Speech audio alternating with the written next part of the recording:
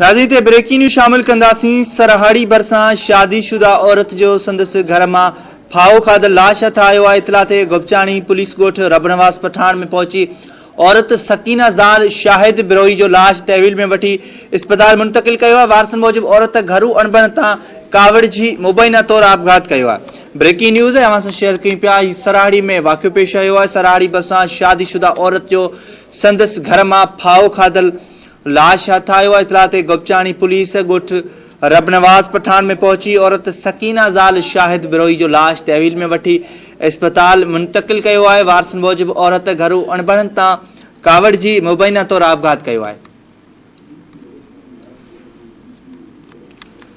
Breaking news अवां सां share कयूं पिया। सराड़ी भरिसां शादीशुदा औरत जो संदसि घर मां फाओ खाधल लाश हथ आयो आहे। इतला ते गोपचाणी पुलिस ॻोठ रबनवास पठान में पहुची औरत सकीना ज़ाल शाहिद बिरोही जो लाश तहवील में वठी अस्पताल मुंतकिल कयो आहे। वारसनि मूजिब घरू अणबणनि तां औरत कावड़ जी मुबैना तौर आपघात कयो आहे। अपडेट मालूम कंदासीं। सराड़ी जो रिपोर्टर फिदा हुसैन ज़रदारी असां सां टेलीफोन लाइन ते मौजूद। आगाह कजो फिदा हुसैन इन हवाले सां। जी अवांखे अफ़सोसनाक ख़बर खां आगाह कंदा हलूं त सरारी गोपचाणी भरिसां शादीशुदा नारी मुबैना तौर फाओ खाई आपघात करे छॾियो। ॻोठ रबनवास पठान में शादीशुदा 35 साला नारी सकीना ज़ाल शाहिद बिरोही घरू अणबण तां घर अंदर गाडर में फाओ खाई मुबैना तौर आपघात करे पंहिंजी ज़िंदगी जो अंत आणे छॾियो।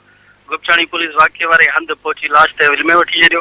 नवाबशाह अस्पताल मुंतकिल करे छॾियो। जी ठीक है, वॾी महिरबानी फिदा हुसैन तफ़सील ॾिनो।